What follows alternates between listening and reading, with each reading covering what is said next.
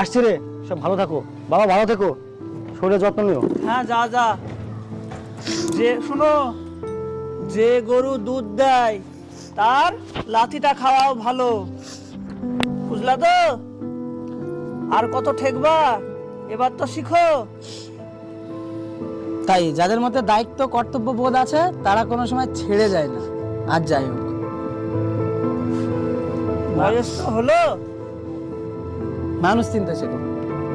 এতদিন আমি ওকে মাথায় রেখেছি আর একে লাথি ঝাঁটা মেরেছি, আজ ও আমাকে ছেড়ে চলে গেল। আর যাকে ভালোবাসিনি সে আজ আমার পাশে থাকে।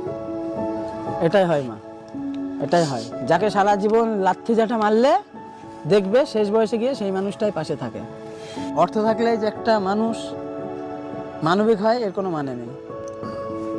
আশা করি সকলকে বোঝাতে পারলাম।